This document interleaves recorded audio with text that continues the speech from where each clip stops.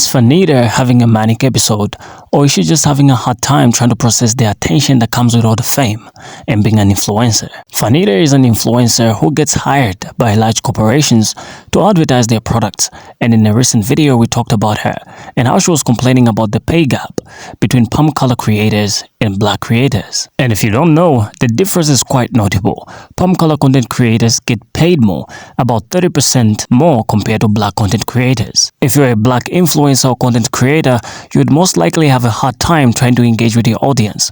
But Fanita seems to be doing very well on that part. But her kind of content and the way she engages with her audience suggests that she might have had a hard time growing up. Because she was a black girl and excessively chubby, people might have said harsh things about her appearance. And this must have created an outer ego toxic version of herself, the one that we see on our social media platforms. But deep down is a very sweet and kind person. Or at least, that's what she said in one of the videos that you're about to watch.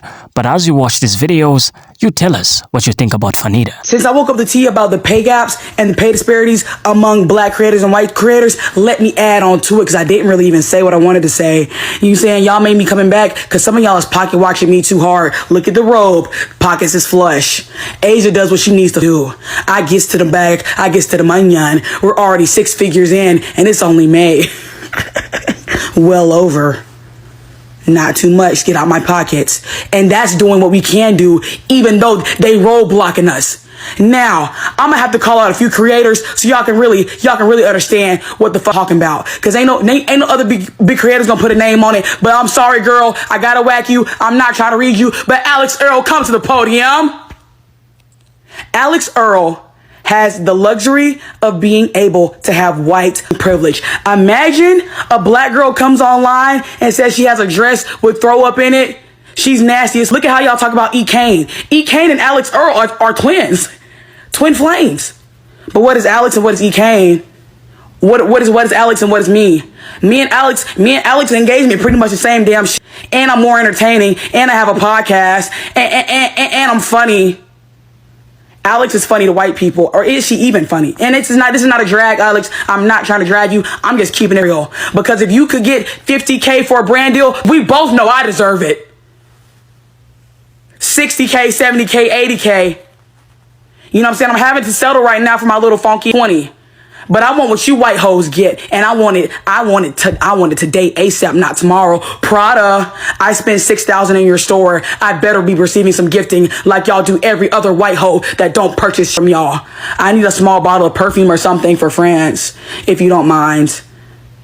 You know what I'm saying? It's hard having to be the one to talk all the time and say the quiet parts out loud while somebody's got to do it. And now that I have my new titties, I will be more than willing. Alex, girl, I'm not trying to drag you. That's not even a read. It's not your fault that you're white.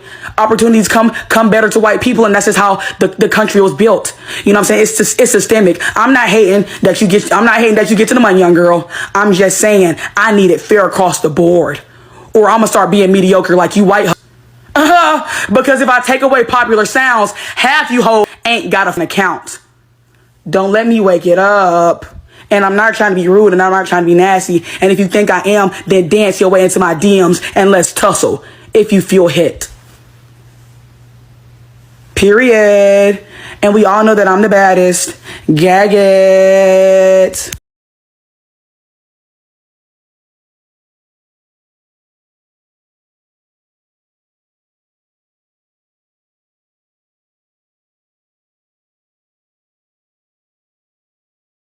We're going to Omakase, taking Fanita out to get like a 7-course like sushi meal. Oh my God, that's so sexy and rich. I know. Boss has interracial couple. Boss. But big. Yeah, it's super big. It looks so big. Does it look super thick? Super big. Don't tell me it looks super big. Crazy. He guys copy like he like his women. Black. Look at the waist though. I'm sitting pretty right now.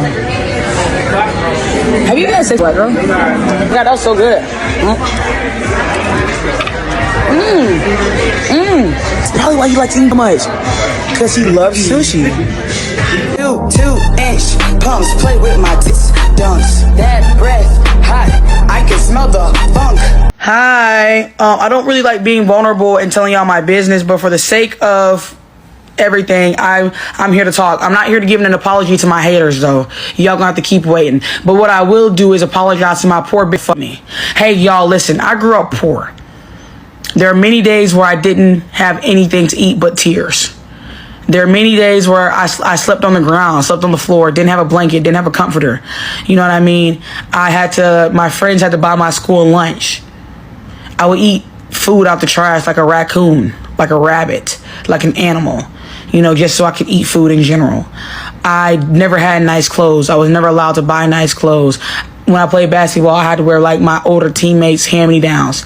So I don't want y'all to think I'm an elitist bastard, because I'm not. I'm not, guys. I'm not this evil, wicked, sinister bully that everybody wants me to be. One of my life goals is to become a billionaire so I can build an apartment complex to house the unhoused. That's my goal. There's several organizations that my card is on file at, and I donate money to less fortunate. Literally, I was out to eat with my friend Anika at Hamburger Heaven or something that was called. It was called like Heavenly Hamburger or something. And this woman came up to me. She was homeless. She was like, so like, how do you order a cheeseburger? And I was like, girl, cut the bull. You want a burger and a beer? And she was like, yeah, I do. And I bought her a burger and beer and fries. Everybody at that place, she was asking everybody to buy her some food. And everybody told her no. And that was confusing to me because I'm like, she just wants a burger and a beer. She just because she's homeless, she can't have a beer. Like, goddamn, who wants to eat a burger and not have a beer to go with it? That's not a crime. But I want y'all to know that I love my supporters. And this week, I let my anger get the best of me, y'all. Like, I've been angry for like 4 years, man. Rightfully so. I don't feel bad about being angry. I feel bad about reacting the way that y'all have always wanted me to react. I reacted in a way that people have been praying for me to react. They don't want to see me happy-go-lucky and having fun and buying my friends Prada bags and taking them on trips. They don't care about none of that. They don't care about that. They care about the negativity, and they care about making me angry and making me mad. The things that I'm saying about the pay gap or about fat phobia or about colorism or about texturism isn't something that has been said. Jackie Aina has been talking about this when I was in high school. Plenty of fat women have been talking about this for years, but y'all didn't want to listen to them because they're fat. When we're fat, we're not heard. So I thought I was doing the right thing by being the reader and coming on here to defend fat people and defend myself and finally unleash the hell that I've been receiving for 4 years. And that's not what I should have done. That's not who I am. Like, all my friends are like, Nita, this isn't you. Like, you're sweet. You're not like this. You're not evil. You're not mean. And I'm sorry, guys. I'm sorry for letting them get me out of character. I'm apologizing to my supporters. I'm sorry for letting them get me out of character. And I hope that y'all can accept my apology, because y'all are the only people's opinions I care about. In my videos, I say I care about my friends and my family, but I also care about the people who genuinely love me. I just started Twitch streaming. You know what I'm saying? So if you want to come watch me on Twitch, I'll be over there a lot, going live, talking about shit. Make my Twitch stream. You can watch it on my YouTube channel. It's Fanita the Baddest. THEE. And it's Twitch and YouTube. It's Fanita the Baddest. And I can't wait to cultivate a new audience on Twitch and have new friends on Twitch and really just pick up again. Because, you know what I'm saying? Y'all, I'm taking over the world. We know it, and we know that's why they're mad. We know they're mad because I'm taking over the world, and I'm going to be the star that they never want to see happen. But nobody can deter me from my goals. But I'm sorry, guys. And I really do love all my poor girls. I love all my poor girls, all my fat girls, all my gay girls, all my gay boys, all my non-binary people, all my trans people. I love all my unhoused people. I love all my people that are unfortunate. I love all the people of Gaza, Congo, Sudan, and Haiti. I love everybody. I am a philanthropist. And I even love some of you white girls. I did not call y'all white hoes for the first time in a week. But I do love some of y'all white girls. I just have had a lot of bad experiences with white people. And so that's why it's triggering when white people talk to me crazy. But just know I'm not, you know what I'm saying, ex-grand wizard against white people. I'm not a Black Panther. You know what I'm saying? I mean, I might be sometimes. Sometimes I am really passionate about the things I believe in. But for the most part, I really am just a real chill. I'm sorry for letting them get me out of character, guys. I love you guys so much. I really do. And I hope y'all continue to support me. And make sure you subscribe to my YouTube channel and follow me on Twitch. Okay. Like I said, okay? Pattern behavior. All right? That's what I said. And you know what I mean? I don't know. If I say anything, I want people to understand this is confirmation. Okay? Because I've been saying it. You can talk about all that other stuff you want to. At the root. You're going to find it's coonery behavior. Okay? So listen, when I be saying stuff, I promise you, it's not coming I'm not just pulling out of my ass. I promise you that. Okay, so this is just further confirmation of what I said. There'd be pattern behavior. Coon in the backyard doing stuff. Raccoon's gonna get the trash and stuff like that. You get used to that type of behavior. You could predict that the coon gonna go easy with kibbles and bits. Okay, the kibbles and bits. I told y'all this. Okay, get at the root of the issue. Root of the issue is coonery. And coonery is just self-hate, and it has nothing to do with weight. It has to do with the black. Okay, it's the black. Jesus Christ. Where are the friends? Where is the friends? Where is the team? I don't understand. Like, when I mean friends, I mean the black friends, not the white friends, because this does sound like a white girl apology. Either this is marketing genius, because at the end of the day, it's going to stay trending. You know what I mean? Modern day, it don't matter if it's positive or negative, as long as people paying attention. But at the end of the day, this is confirmation of what I say all the time, that a lot of shit is rooted in coonery. She just confirmed this is not a new type of behavior. She's been eating out of trash cans since way back like a raccoon. That's what she said. Everything I do on this app is jokes. I do not get involved in any drama. Everything is all good. Everybody, this is just a silly app, okay? The internet is not real, okay? Back to being silly all the time. Come on. This is not what I do on here, okay? I love you guys. Fanita, that man is not your friend. Let's start with that. I think the fact that he can come on here and watch his so-called friend getting dragged by hundreds of thousands of people and you can't even say her name in the video. He is trying to distance himself from this situation and from her as much as possible. He is not your friend, Fanita. And at this point, I'm just talking to you directly. Because I can't. This is actually like hurting my feelings and I'm not even involved. I think it's the former fat girl syndrome in me. I mean, I'm still a fat girl, but I have former fat girl syndrome too. That's just hard to deal with. You put yourself in spaces and situations and you can't even tell when you're not even wanted there. These people are not your friends. And it makes me really, really sad because you go so hard for these people and they straight up say, I don't get involved in internet drama. You're watching this girl get beat down by hundreds of thousands of people and you can't even say her name in the video. And then you have the nerve to say the internet is not real. Really? You as an influencer are getting paid real money, them real paychecks, real dollar bills. So which one is it? Is the internet real or not? Fanita, these people are not your friends, and I hope that this is the situation that makes you see that the people who actually care about you, you're telling them to scoff and F off and all this stuff, they're broke on Section 8. Really, they're the ones that have been supporting you, because this one, they don't give a flying about you. I'm gonna give my 2 cents and do a whole girl talk about this whole Fanita situation. Fanita, she came online and she said she hates her viewers, she hates us. Fanita, you don't hate us, you hate yourself. Let's clock it. I'm somebody who's dealt with body image issues my whole entire life. I'm somebody who was also bullied my whole entire school experience.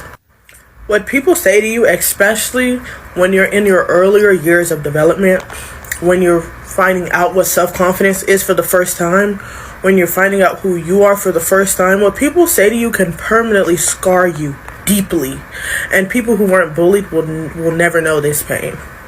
When you're a young girl and you're in an environment where everybody around you is telling you that there's something wrong with you, that you're too big, that you're less than the other girls around you because of your size, that you will not find love and boys are not attracted to you because of your size, that you comparing you to like an animal and saying you look like this, you look like that because of your size, it damages you. It does. And I come in here and I talk about self-love all the time because I literally had to fight tooth and nail to love myself. So when you grow up and people are always telling you that there's something wrong with you, in your mind, you think that if you can fix the one thing that people say about you, you will feel better about yourself and all that damage will be undone because you finally have fixed what everyone has been telling you to fix. But as we can see, I want to tell you guys something too, is like if you're dealing with this, external validation will not fix how you feel about yourself on the inside. It won't. When you grew up internally damaged, feeling like you were less than, feeling like you were ugly, feeling like there is something wrong with you, feeling like you're not beautiful, feeling like you're not enough, even if you fix whatever people said about you externally, it will not fix the internal damage that has done to you. What Fanita is doing right now is she's projecting the hate that she still has for herself that she thought would go away after she got her body done and after she lost the weight and after she fixed what people around her have been telling her to fix her whole life. And for some reason, she still doesn't feel warm and cozy about herself on the inside. So now she's angry and she's dealing with emotions that are real and valid, but she's dealing with it in the wrong way. She's projecting hate now and spewing hate towards everyone around her because she never fixed the deep-rooted issues and the brokenness that the body image and the bullying, the lifelong bullying has made her feel. If you're someone watching this and you dealt with body image, issues, do the internal work. Fixing yourself externally will not reverse the years of damage that you suffered internally from being bullied and from being talked down on and from having low self-esteem your whole life and not liking how you look your whole life. Fixing it externally will not fix you internally. Do the work. Fanita is not having a manic episode, and I wish people wouldn't use that term so lightly. I think what we're watching is a little girl who used to get bullied for things outside of her control lashing out very much. And yes, people have talked about you kind of can't compare Fanita and Alex Earl. They're not the same people. They don't exactly make the same content, don't have the same audiences. But the thing that really struck me in all of this is when she's like, I hate you in Section 8. I hate you bitch that only liked me when I was fat or made fun of me about having darker skin. I hate. It really sounds like a little girl who did not get an environment where she was allowed to be herself and explore herself and thrive as who she is lashing out as an adult now.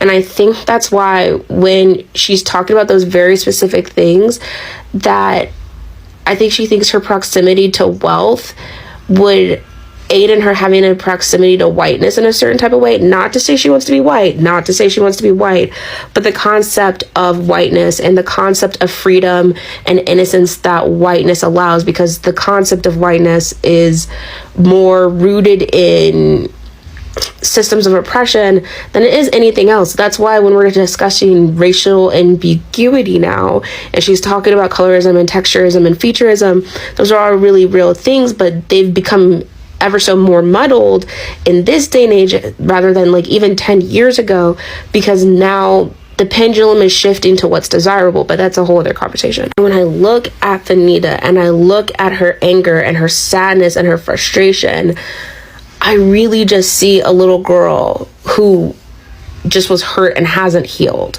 And I don't think it's fair what she's saying. I don't think it's fair how she's calling people out. I don't think it's fair what she's doing. But I can feel bad for her that she's not been able to work through all of this. And she's still young. She's 23, I think. But her actions do have consequences. So I think she is going to burn bridges. I think people aren't going to come back. I think people aren't going to be as forgiving, because she should have kind of learned her lesson last time, referencing the Tarte trip and the fact that she aided in the same discrepancy that she's talking about right now. Because Bria said, hey, you aren't treating me the same, Tarte, as you're treating all the other girls, and I don't appreciate that, Tarte. And then Fanita and that one other older woman who was using her, which still shame on her, they went on that trip. They're kikiing, ha-ha, and laughing up until it was really blowing back on them. And instead of going on about business, they doubled down on their bad takes and spent all night basically just ruining the trip for everyone on it, including the other black girls who probably didn't have anything to do with this, and they didn't sign up for all of the drama that surrounds it. And guess what? Those girls are doing fine. Those girls are still getting brand deals. Matter of fact, I follow Bria. She's buying a house right now. Fanita is the one still left here fighting for her life, and she wants to say that it's because those girls are light skinned, and it's no. Every time this is brought up, the people who win in the end, which would be Alex Earl, Monet, Clark, both Olivia's, I'll tag them, even April, who is a mutual of mine, and I'm she's a big, black, beautiful girl. They're getting paid because they know how to handle themselves. But they've also, I think, done the work internally. Some of them have done the work internally to be able to handle this level of fame. And I'm going to say this and then I'll leave. But it is such a beautiful thing, allowing yourself sometimes to work up to a certain situation. Yes, We are recognizing systematic things that hold us back, but sometimes you got to work to get to a certain place so that you can enjoy it, you can prosper in it, and you won't squander it. And that's the thing I feel like Nikita is doing. And that's the thing that I feel like other people have learned not to do, possibly from her, but just like in general, growing and maturing. So no, I don't think she's manic. I think what it is that she's throwing a temper tantrum, honestly, working through that, and I hope she will get better, because this is not cute and this is not marketable. And if you want me to talk about that, I will.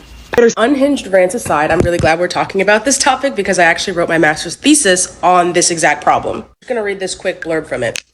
A study conducted by communications company MSL found that creators of color made 35% less than their white counterparts. What's even more alarming is that the influencer pay gap overshadows nearly every other industry. According to the U.S. Department of Labor's 2020 population survey, traditional industries like education, construction, finance, media, sports, and entertainment have all recorded pay gaps less than 20%.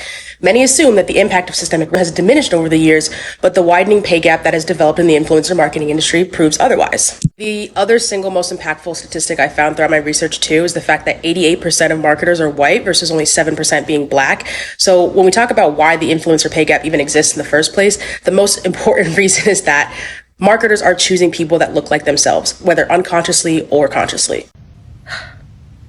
Fanita, I wasn't going to address you or the situation, but then I realized that I'm 32 and my little sister will be turning 25. And there are people y'all age that might need to hear what I'm about to say. 32 and 25 doesn't seem like a big age difference, but y'all grew up with a completely different relationship to the internet than I did. And if years 22 to 25 of my life were permanently etched online, if my frontal lobe was quite literally developing in front of 2.5 million people, ain't no telling what y'all would think of me right now.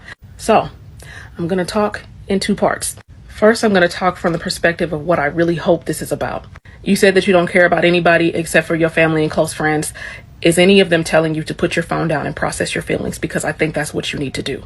I don't care how you do it. Put your phone down and process your raw emotions somewhere else.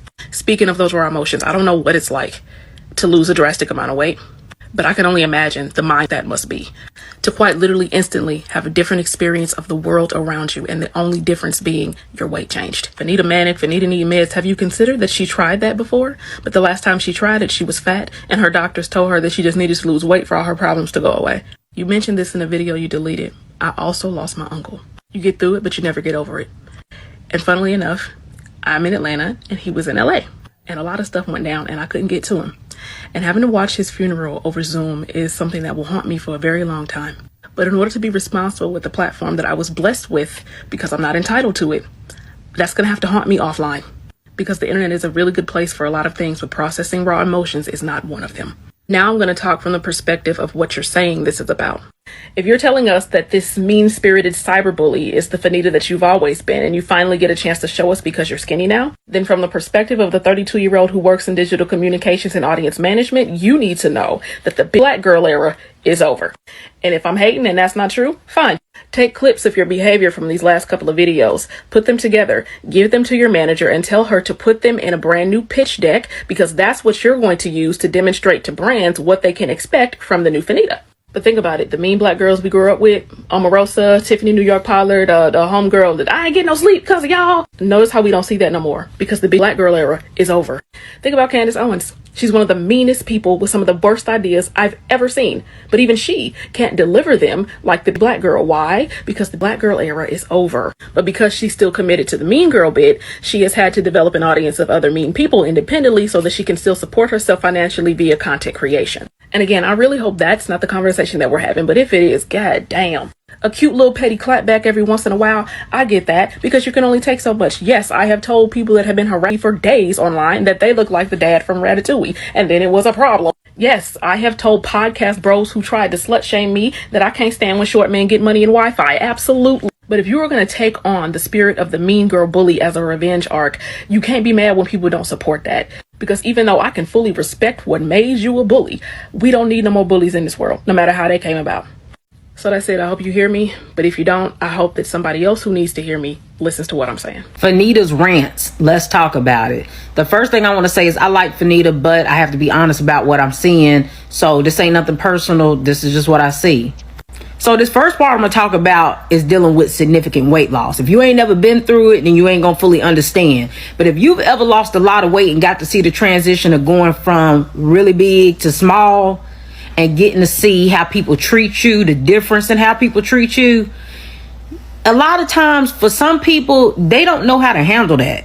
And they will internalize how the difference of the treatment is, and it becomes hate. Like, it translates into them hating people for that difference in how they treated them.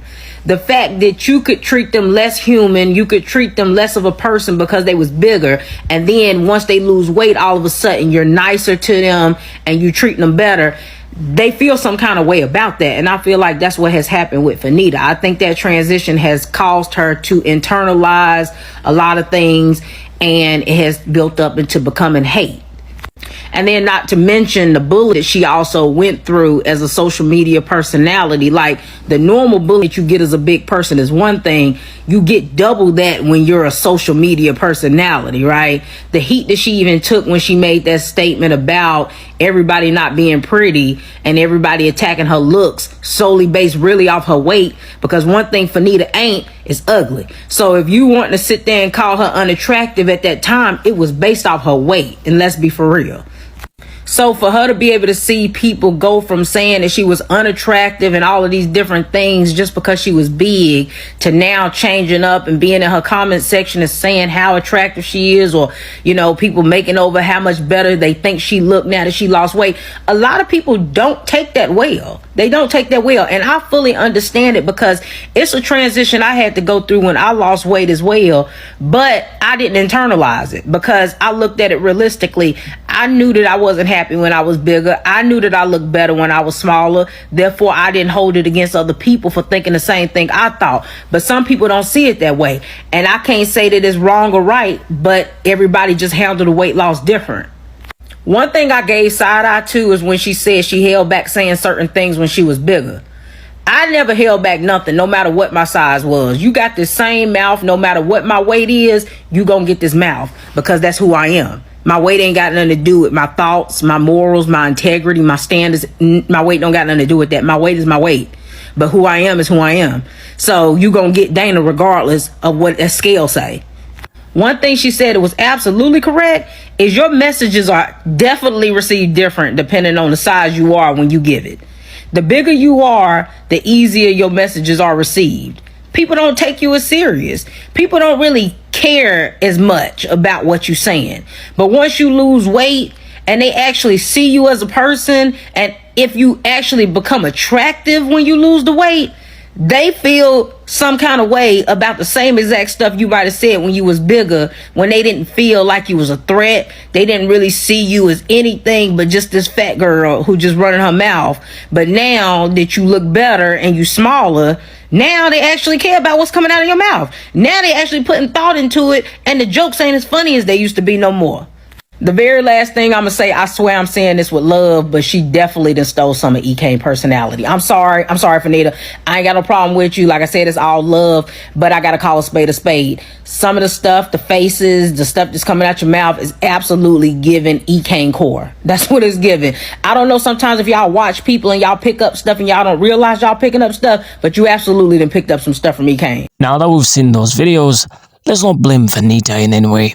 It's life. We all have had a tough time growing up. Even if you come from an urban area or a rural place, you most likely had some challenges while growing up. And color is not something that we are not familiar with, right? We have segregated ourselves even in our own black communities in a way that also promotes some sort of discrimination, right? So Fanita has also had that childhood growing up, and her weight plus her color, it exacerbated that. But I think the emotional toil came in when she became famous or popular on social media, because as an influencer, she found a way of gaining an audience, and let's just say that she was gifted. But having a huge following and having certain people talking about the way you look can have some serious implications on your mental psyche. You can have anxiety and depression, and once you manage to get rid of those, you find a way around it. Some people develop a masculine trait or a masculine personality, an alter ego of some sort, called reactive aggression or compensatory aggression, which occurs when individuals respond to being bullied by adopting aggressive behaviors themselves as a way to cope or regain a sense of control. And I guess Fanita did that. You know, you can see in her videos that she sort of created this alter ego, especially in the first video that we saw today. She created this alter ego where it's the I don't care kind of a personality that she created, right? But in the other video, you're able to see that there's a difference between the personalities. She almost created a vague or fake personality to sort of counteract those reactions that she was getting from the people that we're talking about, her weight especially. So this can manifest as a toxic or exaggerated display of masculinity, where individuals may feel the need to assert dominance or retaliate against perceived threats. While this response may temporarily alleviate feelings of powerlessness, and that means that in the moment you might feel all-powerful, but it can also perpetuate circles of violence and harm both oneself and others. And we're going to talk about the harm that one can receive from this toxic masculinity that they create in themselves and the harm that can also go to others. It's essential to address the underlying issues causing the aggression and provide healthier coping mechanisms and support systems. So let's just say, what if you don't have that support system, right? Because of the things that you're facing. Maybe you've told family about it, you've told friends about it, but those people were not helpful. So somebody will go on this journey where they just individualize themselves or segregate from the masses, right? And I usually talk about this in a lot of videos. So Fanita most likely put herself in a bottle where she's just alone, separated herself from the rest of her family members or even her friends. Most likely trying to fit the narrative of you can never be more palm color, you can never be like the palm color individuals, right? And as a result, she ended up trying to force herself in that narrative of having palm color friends. Now, having palm color friends is a good thing, it's not a bad thing, but the reactions can be different. Like you've seen from that guy's response. The person that she's trying to be and the people that she's trying to surround herself with are contradicting one another because it's a personality that she created within herself, trying to run away from the realism of reality. And the implications are that she ends up hurting herself within as well as segregating herself from the people that do love her and care for her. Like you've seen, she's talking against her sisters in a lot of videos. She's talking about the people that do want to support her in a lot of videos. So that is a sort of implication that this can have as well. So you need a healthier way of approaching everything that you face in life, especially if you're an influencer. Because at the end of the day, the people that you do promote products for and those companies that do want to hire you as the ambassador of their brand, they're going to see the things that you've done on social media. Because as much as it is a fake thing or a vague thing, it is also real. Because that is the thing, the image that pulls audiences to you. So if at the end of the day, the personality that you create online is toxic, it's still gonna have some serious implications on your life. Social media has become a powerful tool, allowing people to connect and share information instantly across the globe. But unfortunately, rather than showcase a number of different ways bodies can be beautiful, these platforms have helped to perpetuate unrealistic beauty standards, which has led to the rise in body dissatisfaction. Many aspects of social media may work to influence self-body shaming, with studies constantly showing users reporting higher internalization of the thin ideal and suffering from other aspects of consistent widespread comparison. So at the end of the day, we are the ones that give people the reasons of what they're gonna say about us through the way we react to their responses on what we give off. So social media is just a platform where we give off who we are and people give us responses based on the energy of what we give off. So we can either build or break ourselves through this social media too. That certain tools at times can become distractions and distract us from the people that do love us. Take for example money sometimes, money is really just a tool. It's not a luxury, but it is a tool that gives us access to luxuries. But sometimes we can use money to become a distraction from the meaningful things in life. So we better be wise. At the end of the day, regardless of what one goes through, it's still up to you to be able to dictate the image that you want to leave in people's minds. And with that being said, leave your thoughts in the comment section regarding what you think on today's discussion. I will see you in the next video. You go ahead and like and subscribe.